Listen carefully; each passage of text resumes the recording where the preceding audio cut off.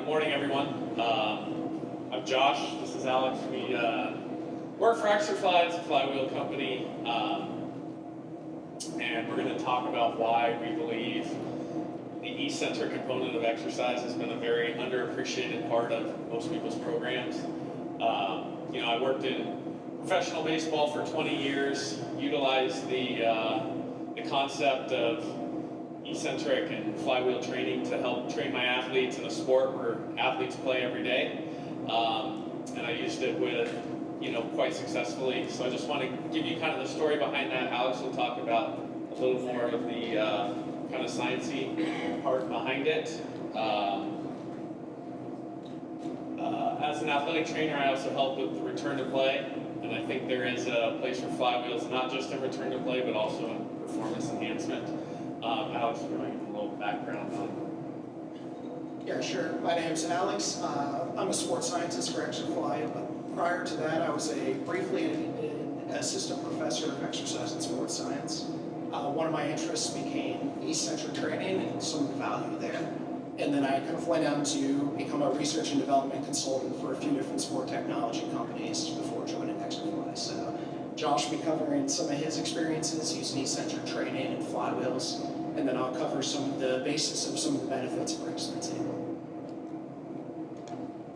Yeah, just a little side note here. I am not here representing flywheels because I work for a flywheel company. I'm here representing flywheels because I truly believe it's an important component to any sort of performance enhancement or durability programming. Quick side note, because I am old and I realize, I started at games of baseball, they flash players' profiles when they come up, and I started seeing players with after 2000 birth dates actually playing in there, and how this started to really make me realize, there's starting to be a little disconnect here between the people I'm coaching. But does anyone here not know what they're supposed to do with this picture? Everyone knows? Okay, good. If I showed my kids this, they would not know what to do with this picture. But basically, we're all looking for Waldo in here. And as I evolved through the profession changed. We started getting more and more information on how we should program and work with our athletes. And towards the end, this is kind of how I started to feel. People were like, "Hey, check this out." I don't know. You can't see the cursor there, but in one corner, this is all our GPS data. In another one, this is our individual sprint profiles for guys. And these are our acute chronic workloads. And this is our lateral release for a player, or a stride length using Hawkeye data. There's just so much information, and we're sitting there trying to parse through it. We are at the, kind of a very early stage of trying to figure out what's important on that particular day with that particular athlete. And sometimes finding the Waldo in all of that is very, very difficult. Bonus points, has anyone found them yet? I mean, this one is almost impossible, especially with the sun on there. Let's see if I can find him. He's right here. So on a given day, that's what we're working with. And not only that, we're trying to do our workloads and try to make it as efficiently as possible and find these things. And it can be overwhelming, but the information is important. And how I started to look at this was, this information is helpful, but we're still experiencing record levels of injuries. Re-injury, what's the number one predictor of injury? Previous injury. It made me start thinking, what are we missing here? What are we missing in this, with all of this information? And maybe it's not that we have the information, but maybe we need to take a better look at what our interventions are. And traditionally, we've used gravity-based resistance. Sure, high acute chronic ratio, this guy says he's feeling kind of burned out. We just traveled from West Coast to East Coast. Maybe let's throw him in the pool today as opposed to, having him do what I had planned for his lower body lift, or whatever it is. But still pretty similar mechanisms behind the interventions. So this is another one where we're just saying. Apologize for this. Didn't quite transfer. So we get to watch a commercial. Great.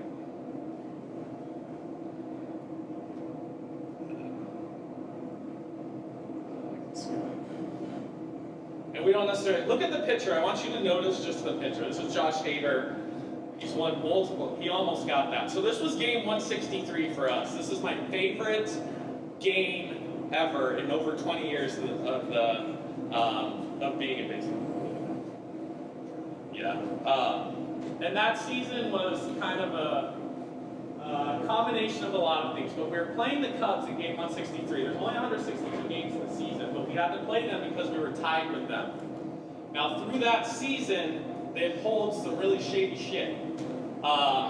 Typically in baseball, they will not cancel a game until the very last second. Well, we played them one day. They were coming in late from San Diego. San Diego has night games on getaway day. So game will end at like 10 o'clock. Usually you get to the airport at 11:30, and then you got to fly back. Now they're flying from west to east, and we had a day game the next day. Friday, oh, sorry, this is a different circumstance in the same season. But their bullpen was burned out, so they didn't have any relievers. Somehow they convinced Major League Baseball to cancel the game because of rain that day. Walked outside, it was sunny all day long. So what that means is we have to make up that game later in the season. Well, that game has to be on an off day or a doubleheader. Well, it turns out it was an off day. Well, that off day was also supposed to be, most teams in Major League Baseball will take a family trip, which means they'll charter a bigger plane, all the families get to go on that airplane, and then they go to the city. So what we were supposed to do was fly to New York and have an off day in New York with our families. Instead, we had to bus down to Chicago from Milwaukee and play the Cubs in a day game on our off day with our families in tow. Now, anyone who's kind of gone to a sporting event and had to bring their families along, it's nice, but it's also a huge, exhausting distraction to have your families with you. So we had to play this game. Now we were pissed. We were pissed off we were playing this game. And our guys went out there and we kicked the living shit out of them. They had, we ended up putting up 10 runs and we ended up blowing their bullpen out anyway. So our psychology at this point is like, hell with these guys. We were always kind of like the stepchild to them. They won the division. Their fans come to our stadium. There's more fans at our stadium than our fans because it's cheaper to come to a Brewer game than it is to go to a Cubs game, and they're sitting there screaming, and it's just ridiculous. So we already hated them. But this just kind of gave us the mindset that we're going to go out, and every time we play them, we're going to beat the hell out of them. Now, there's another instance where we went into Chicago, and they don't allow night games on Fridays in Chicago.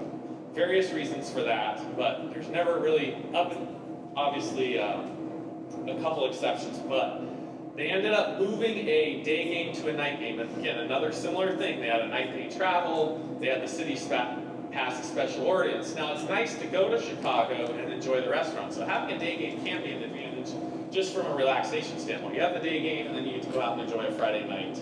Because typically we don't get to enjoy a Friday night. So we look forward to that. They canceled that and made it a night game. Again, we were pissed.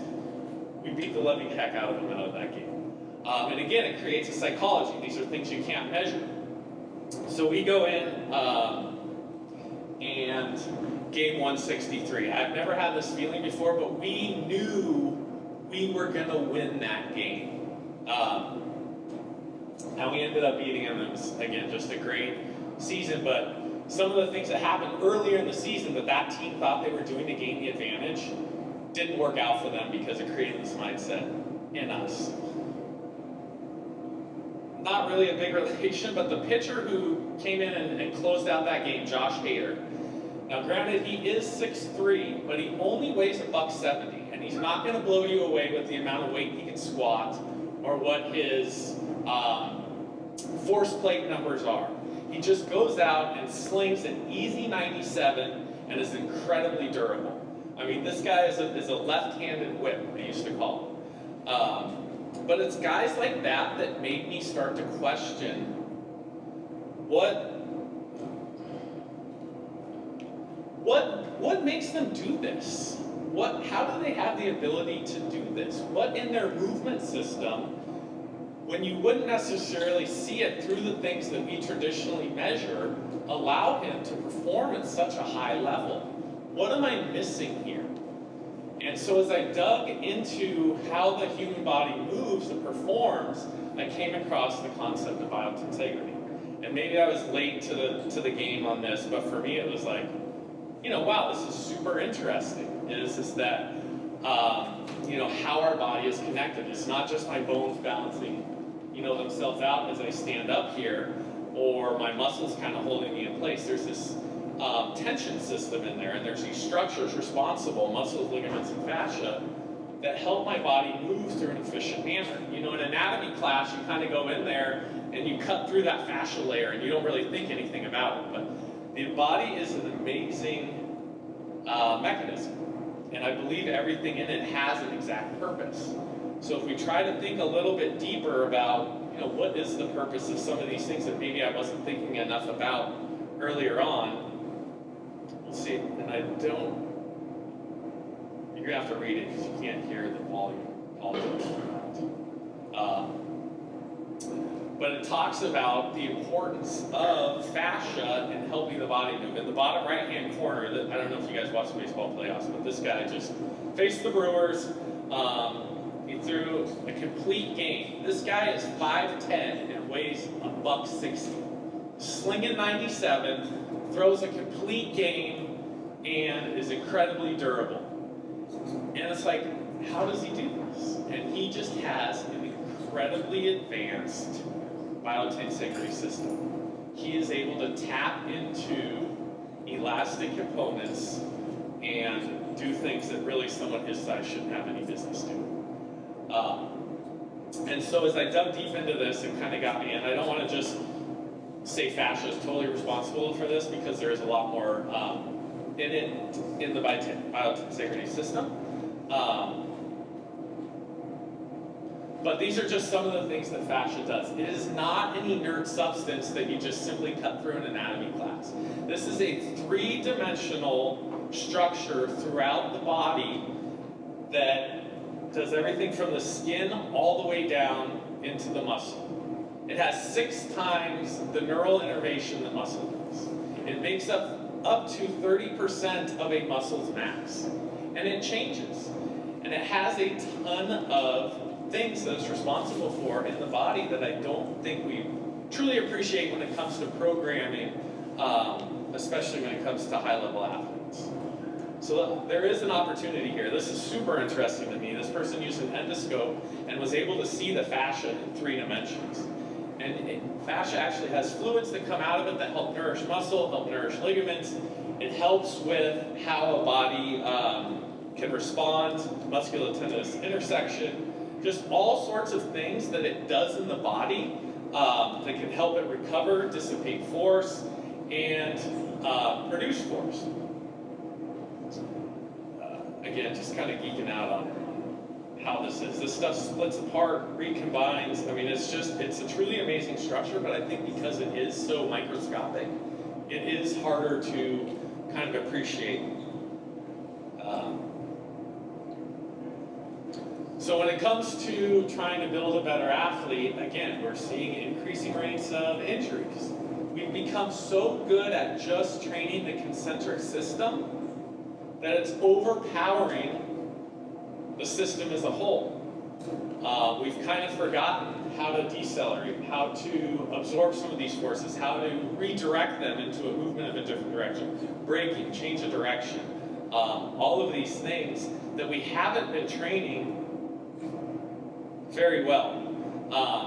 Usually when we talk about eccentric training, we're doing it at very slow velocities with these sophisticated setups where we're going really slow down and then we drop all the weight up so they can stand back up. That's not how it works. If I'm a running back running as fast as I can in a certain direction and get all that momentum going, try to plant my foot and now redirect myself the other direction, nothing we really train does that. You can do high-speed plyometrics, some of those things, but high velocity eccentrics that go concentric, eccentric, back to concentric is something that I just don't think we truly appreciate. as much. So other than, when you compare flywheels to traditional gravity-based training, you get better strength, better hypertrophy, better change of direction, all of those things. But I think another thing that can maybe help with some of the injuries that we're seeing is that, with concentric training now, we're trying to eke out these little, just these little tiny inches here. But we have this whole subset of stuff that we haven't even trained yet that we can tackle. So if we can reduce all the stress we're putting trying to inch out those inches and train this area that is wide open for stimulus, and we don't have to stress the system as much, we can help the athlete be a little bit more durable. And so with my little kind of spiel, like I said, I'm very passionate about it. I believe, and I've used it to success, and I think it is an underappreciated part of most people's programming. So I'm going to let Alex get into a little bit more of the science of it, but if you guys, I really encourage you, if you haven't tried a flywheel before, come down to our booth and just see what it feels like. How much it activates your whole system, how much you have to interact with the ground, the types of things that your body does when it's doing this type of movement are really amazing. So I'll hand it on. All right, thanks, Josh. As Josh mentioned, I'm going to pick up with some of the science of how flywheels work, try to just kind of demonstrate some of the unique qualities that it brings to the table. So a good place to start is very brief overview of eccentric training and eccentric muscle actions, since that's kind of one of the main differentiators with flywheels versus other resistance training methods. But in eccentric muscle action, you're producing force under active stretch at the muscle, and it has a few unique characteristics compared to other types of muscle contractions. So you have this combination of active and passive tension. So that means we usually can produce higher force outputs with less metabolic demand during eccentric actions compared to other types. And this means that there's different neural strategies involved. And the simplest one to understand is that you generally don't need to activate as many total muscle fibers during the eccentric phase of movements compared to the concentric. Because you're more efficient during that phase, you can produce more force with less total fibers involved. You end up recruiting less total muscle fibers. So to adequately challenge the eccentric phases of movements, we need methods or tools that allow you to overload the eccentric phase more than traditional methods. I like to talk about eccentrics being important for two main roles in most human movement, and that it acts as a power dissipator or an energy dissipator. Think about decelerating from a sprint, stepping down a flight of stairs. But then in sport, a major factor is the ability to amplify power with stretch shortening cycles. So most sport, most high-intensity human movements involve an active stretch, followed shortly after by that re-acceleration. And so flywheels kind of have a unique way of loading human movements that is very similar to that. But when we focus on methods that actually overload that eccentric component, we tend to see a whole lot of neuromuscular adaptations that are both unique but complement our traditional methods. So we tend to see slightly different architectural changes within the muscle, so more fascicle length increases versus just increasing the pennation angle. We tend to see slightly different neural strategies or neural adaptations, where your body becomes better at using the eccentric phase of movements. It relieves some of those protective mechanisms in place. It allows you to take advantage of these unique qualities of eccentric muscle actions more efficiently. There's also connective tissue adaptations that occur when you expose muscle fibers and muscle tendon units to this active stretch. And in the research, we tend to see a big recommendation of the more we can challenge the ability to combine concentric, isometric, and eccentric actions into this kind of sequence of events like we do in real-life human movement, while also overloading that eccentric phase, giving it an appropriate challenge that tends to have some of the best results. That's all to say, flywheel training gives us a very safe, effective, and versatile way of checking those boxes. So I wanted to start briefly. Flywheels are not just a resistance training concept. They're basically just a mechanical device that stores and then returns elastic or rotational energy. And we have them in a lot of our mechanical devices in everyday life. So cars use them to dissipate or smooth out power fluctuations. We have in aviation systems where Flywheels are built in, especially in naval aviation, where they have very short runways. They'll use the stored rotational energy in these flywheels and then release it as a big burst of energy to help launch off these short runways. But the basic concept is, with any flywheel system, the more energy you put in, the more energy you can return back. And so with flywheel training, we're essentially just taking that mechanical principle of using flywheels and applying it to resistance training. So the basic concept is, we have these flywheel plates that we place on the device. That's going to give us a rotational inertia that we have to overcome. Then as the athlete puts force into the movement, it's going to accelerate that plate and store rotational energy or kinetic energy. When the rope reaches end range, so the end of the range of motion, that energy you built up is going to cause the rope to rewind in the opposite direction and creates an eccentric load that's approximately 1-to-1 with how much energy you put into the system. So this type of training has a few specific benefits. It allows you to have high effort across the entire range of motion, concentric phase to put energy into the system, and then eccentric phase to resist against that energy you built up. And a big thing is that compared to traditional training, where it's much harder to lift a weight against gravity than it is to lower it back to the starting position, we tend to see higher muscle activation, more of that eccentric component being involved. And then as you'll notice in the videos, it's a very dynamic and continuous type of motion. You're constantly having to redirect momentum into the next part of the movement, and that tends to stress some of the elastic structures and that stretch shortening cycle type mechanism to a greater degree. But this is all packaged up with the fact that the resistance is directly dependent on how much the athlete puts into each and every rep. How much energy you put in is how much is returned back to you as an eccentric load. And this has a lot of practical benefits in that the resistance will scale to each individual athlete. As you fatigue during a set, you're going to naturally put less in. The resistance is going to drop down as well. As you adapt to the training, you'll be able to put more in, and the resistance will actually scale up with you. So I always like to kind of bring up that flywheel training, we weren't the first ones to come up with flywheel training. There's a patent I really like that was filed in the 1790s in France for a device called the Gymnasticon, which you can see there on the left. They basically took these massive rotating discs, kind of a predecessor to flywheel plates, attached some pulley systems, and they proposed that this would change the way we view injuries, that we were going to use this unique way of challenging the muscles to return from injury and sickness. I have no idea if it actually got used, but at least someone was thinking about these concepts as early as the 18th century. What's kind of spurred modern usage of flywheel training, though, is the research and application in aerospace, because they needed to develop methods where you had a small footprint, simple mechanical designs, but most importantly, can challenge or provide resistance when gravity is not there. But we soon started to realize that same type of loading can have benefits on Earth in normal gravitational situations. So that's led to the development of more modern commercialized flywheel training devices. So you can see our three main, with Exerfly, our three main products. We have the Ultimate, which is a platform-based unit. You probably see a lot of videos in this presentation of doing squats, split squats, you can do rows, essentially anything you do with a barbell. We now have a new 3x3 model, which is basically a fully functional squat rack with a flywheel platform built into it. And then the Rack Fly is our small portable unit that you can attach to a squat rack post or any really sturdy surface.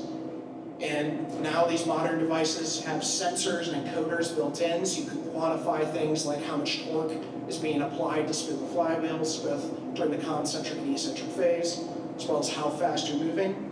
And then as we'll touch on, Exerfly's kind of unique differentiator is that we have the option to add a motorized technology to our flywheel devices to add an extra eccentric overload. So to really tap into that eccentric component.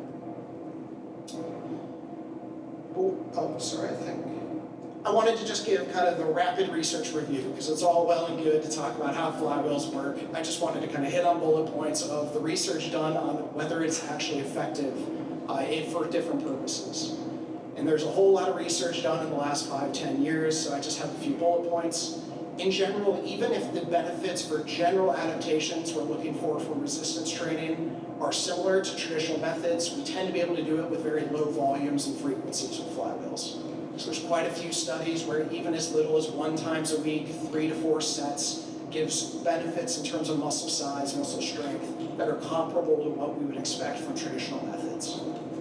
We also see some unique adaptations that have to do with more the eccentric components, so bigger increases in fascicle length, preferential increases in eccentric strength and rate of force development. And what we tend to see in the research is it's particularly beneficial for improving performance in movements that are underpinned by eccentric actions in the stretch shortening cycle. So vertical jumps, change of direction, throwing, striking, a lot of the movements that athletes have to perform on a daily basis. Then we're also, because eccentric training is starting to be applied to clinical and rehabilitation settings quite commonly, we're starting to see promising results in that area. So studies on preventing both primary and secondary hamstring injuries. There's been usage in late-stage ACL rehabilitation and patellar tendinopathy. So that's an active area of research of applying flywheel training to the rehabilitation space. But what I wanted to talk about is why this eccentric overload is so important, and that will kind of bring us to the different ways you can actually use flywheels for that purpose. And I like this study on the right. It's from Sarto et al. They basically showed what happens in terms of muscle activation with a traditional leg press versus a motorized leg press where they were able to provide that eccentric overload. And traditionally, because it's much harder, the biggest challenge of a traditional lift is that concentric phase as you're lifting the weight against gravity. We see high levels of muscle activation, and then as soon as you start lowering the weight back down, a big drop in the total muscle activation during the eccentric phase. This has to do with it's much easier to lower the weights, we're more efficient during eccentric muscle actions, so we can sometimes see 30 to 50% drop in muscle activation. That means less fibers being exposed to that eccentric loading. It means less demand in terms of triggering some of those neural adaptations that make us more efficient at using eccentric actions. But when they applied this motorized eccentric overload, added the load as they transitioned into the eccentric phase, muscle activation stayed equally high across the entire movement. And so that brings us to this idea that eccentric overload is something really useful when your goal is to develop that eccentric component of how humans move. And with standard flywheel training, it's about a 1-to-1 ratio of how much energy you put in during the concentric phase and what's returned eccentrically on the way back. That's higher than traditional training, but it's still not a true eccentric overload if you just perform it as a standard movement. But with either using technique or technology, as we'll talk about here in a little bit with the motorized tech, we can actually apply either brief periods of eccentric overload or across the entire movement. 1 minute, we'll keep it quick, we're almost there. So basically with flywheels, we can get eccentric overload in 1 of 2 ways. We can either distribute the braking demands to a narrow window, and so in the research they'll do this by asking them to use delayed braking. Basically allow it to pull you down a little bit and then brake hard and fast out of the late stage of eccentric range of motion. And so this isn't increasing the total eccentric demand, but it's basically saying I'm going to take it easy, big spike in effort, and you get this high eccentric power.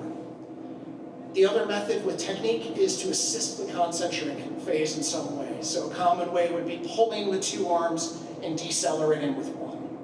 Both of these work, both of them have been used in the research effectively, but they're hard to standardize, hard to progress. And that's where our motorized boost technology allows us to prescribe an amount of eccentric overload. Just 2 more slides, I promise, thank you. So you can kind of see just a little visual of the motorized tech that we have in. Basically, you're able to prescribe between 1 to 80% of extra kinetic energy to be added during the eccentric phase of the flywheel movement. You can progress this in 1% increments, so you could start very conservative, add very small amounts. We can do this at high loads, high speeds, and across just about any movement pattern you can think of. And the whole idea is we want to blend the mechanical benefits of flywheel training with the advantages of technologically or motorized resistance training during the eccentric phase. And just to show you kind of one in action, this is a heavy split squat, He's got 3 or 4 of those big flywheel plates on there. He has the motor adding extra load on the way down. This is going to feel like that traditional kind of accentuated eccentric loading. And then on the right, an example, same movement, lighter load, higher speed, that fast type of eccentric load. And then just to finish off, as Josh kind of mentioned, that flywheel devices, and especially motorized flywheel training, is just kind of one of those things you got to feel it to really understand. So come down, come talk with us, and try it out downstairs. Thank you.